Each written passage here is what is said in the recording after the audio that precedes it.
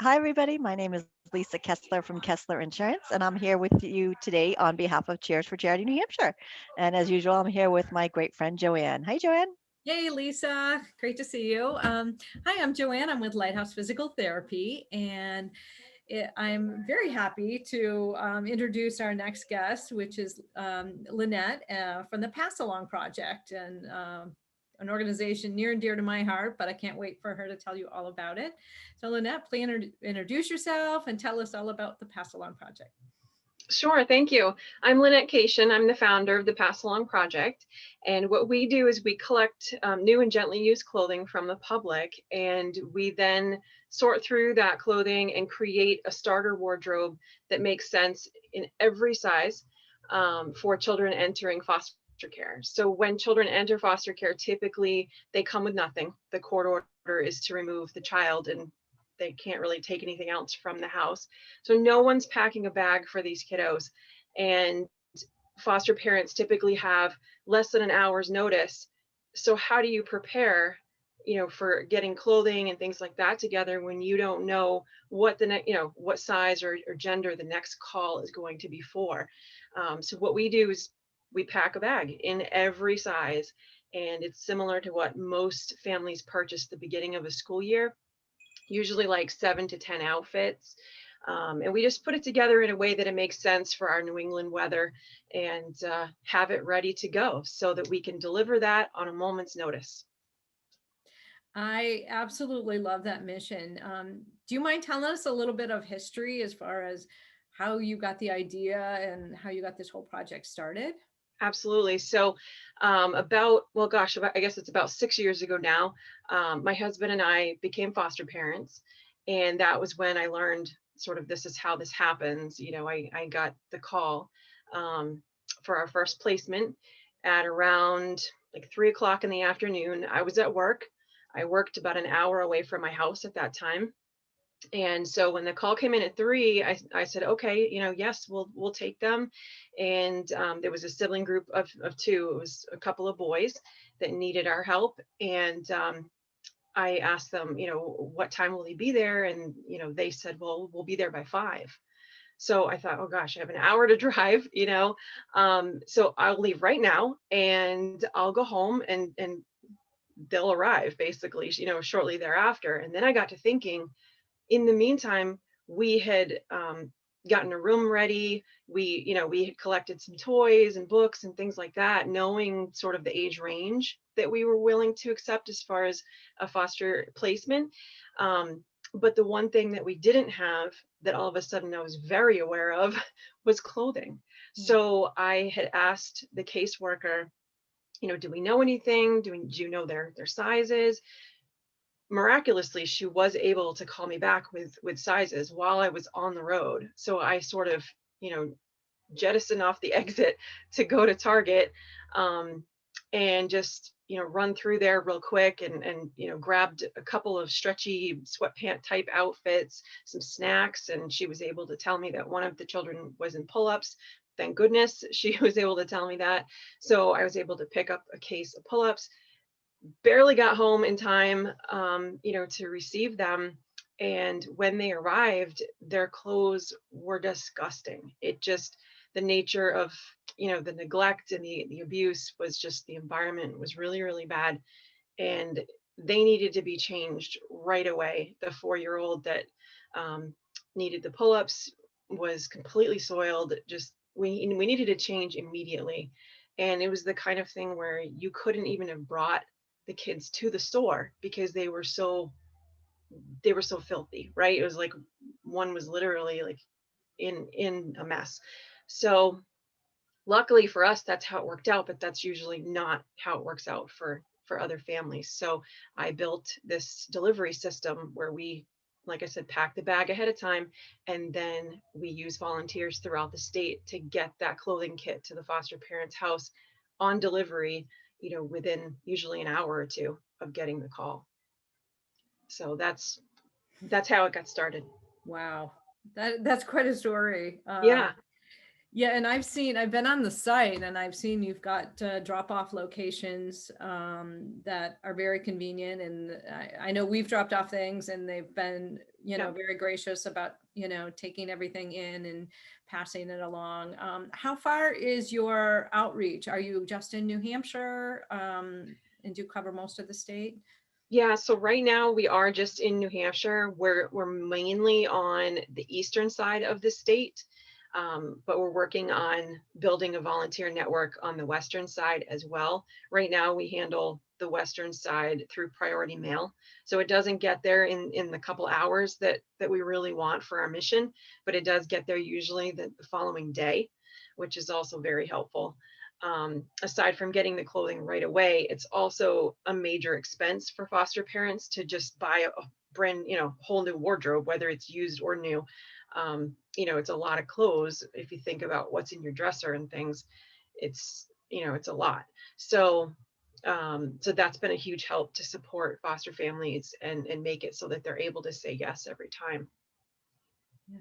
What do you find are your biggest needs? Do you have particular gender gaps that you usually end up not having a lot of things to provide?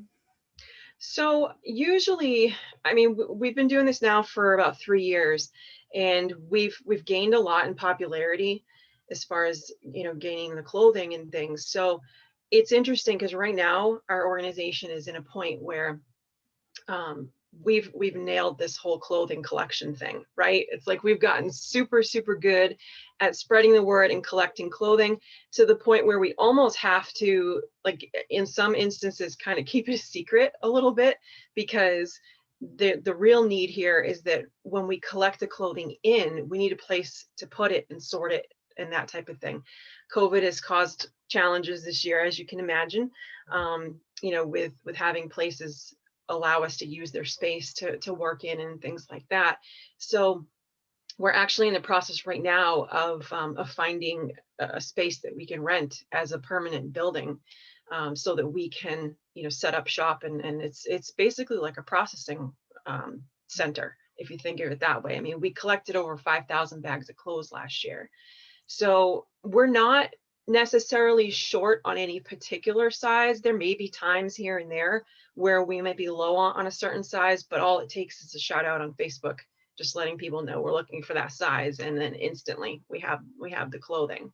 So I mean, really right now, as far as our greatest need goes, it's really businesses or individuals who are looking to get involved on more of a development side role, not so much playing with the clothing, but helping with the infrastructure and gaining those types of opportunities that are going to get us to the next level, to be able to service the entire state and make things work a little more smoothly. Basically prepare us for the volume of clothing that continues to come in. Every time we talk about the project, immediately everyone's like, oh, I had never heard of you before. I've got tons of clothes for you. So immediately that's what they say, which is fantastic. It's what we want. But we've almost had to sort of be careful about how many people we tell because of the volume. Mhm. So it's an interesting conundrum, because it's like we've got this, it's exactly what we do, is collect clothing, but we're having to also sort of be careful about how much we collect at a time. So having more people, helping with the development side of that, and gaining those types of resources to help us process the clothing would be really good.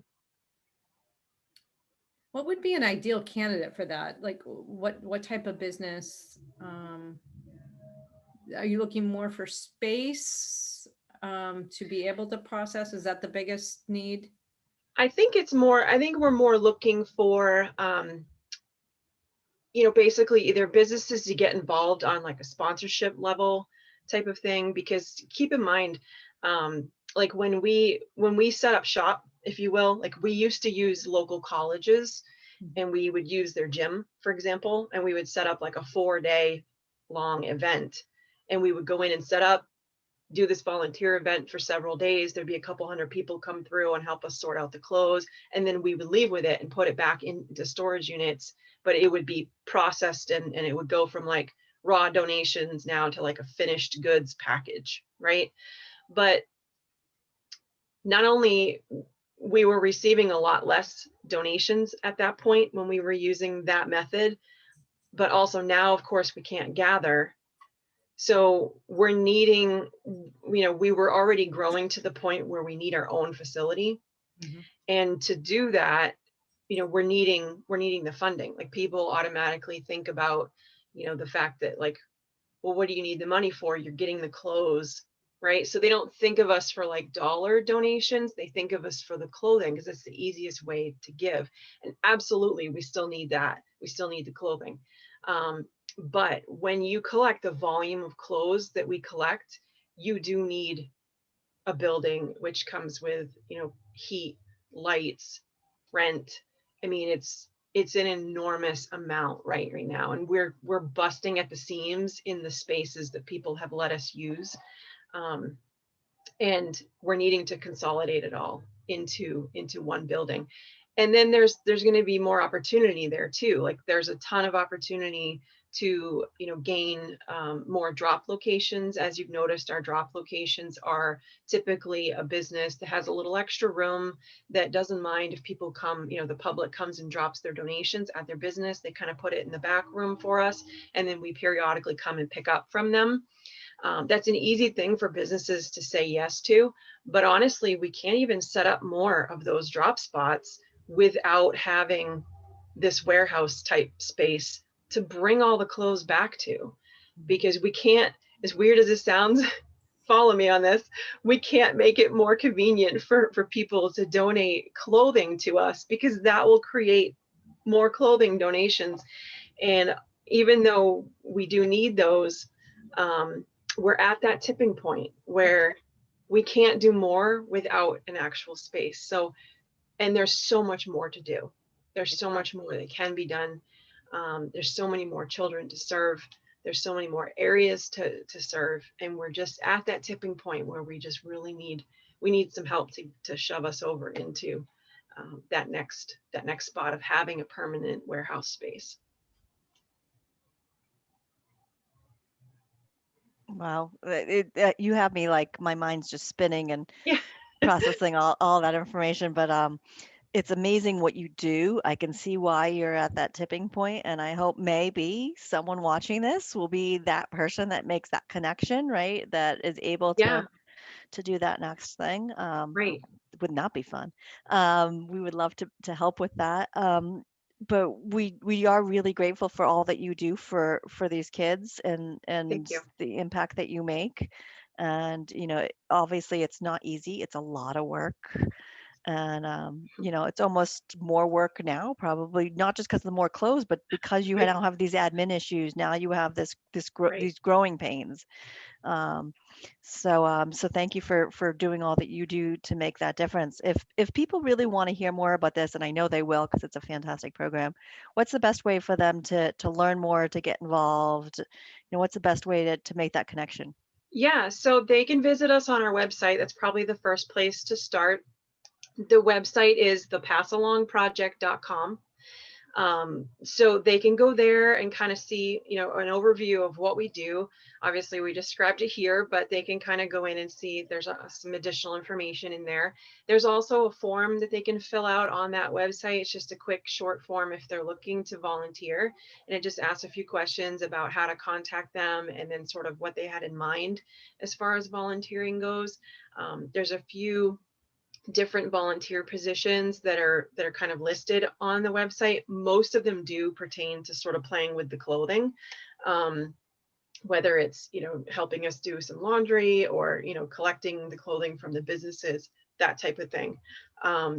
But we're, like I said, we're also looking for individuals who maybe are looking to get involved more on the development side as well. And they can certainly reach out through that volunteer form too. So it would be great to identify just, some extra people that are really looking to connect and get involved in this way. And when you fill out the form, we would we would get back to them either, by phone or through email or both, and kind of learn more about what's a good fit. We have so much to do, that we can definitely find a good fit for anyone who's looking to get involved.